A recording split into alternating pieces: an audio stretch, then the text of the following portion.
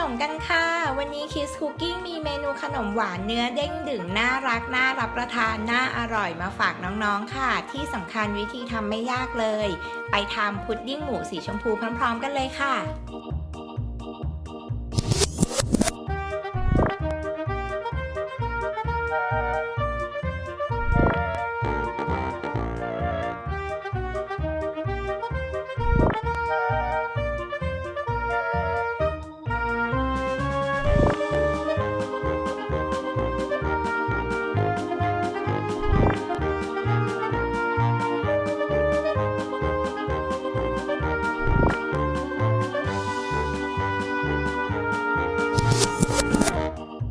เราจะนำผงเจลาตินกับน้ำตาลทรายมาผสมกันก่อนนะคะ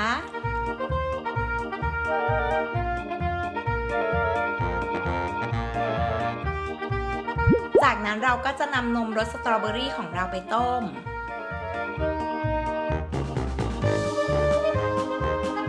แล้วก็นำน้ำตาลทรายกับเจลาตินที่เราผสมเตรียมเอาไว้นะคะใส่ลงไปในหม้อนมสตรอเบอรี่ค่ะคนจนกว่าน้ำตาลและเจลาตินจะละลายนะ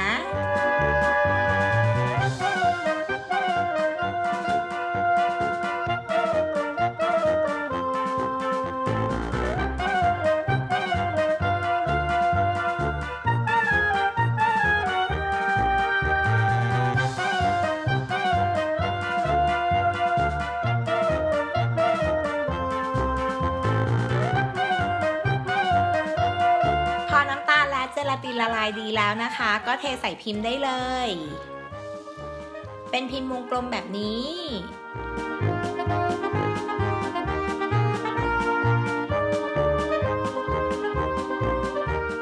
ทีนี้เราก็นำไปแช่เย็นนะคะจนกว่าเนื้อพุดดิ้งของเราจะเซ็ตตัวค่ะพอพุดดิ้งเซ็ตตัวดีแล้วนะคะก็มาลงมือตกแต่งกันเลยค่ะเราจะเริ่มวาดส่วนหูกับจมูกกันก่อนนะคะด้วยนมข้นหวานรสสตรอเบอรี่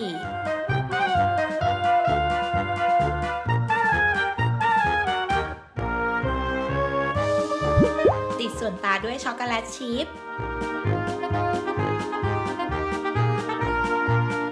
ตกแต่งจมูกเพิ่มเติมอีกนิดนะคะด้วยงาดำค่ะ